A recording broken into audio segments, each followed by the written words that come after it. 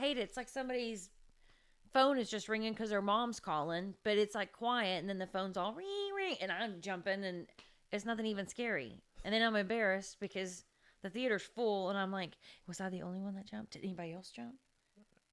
So I had jump scares. And a couple of times I did close my ears because I was like, oh, it's going to make a gross noise.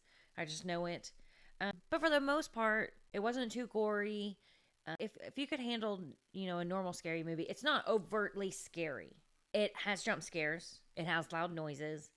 So typical slasher movie. I would say that it's a typical slasher movie. Yeah.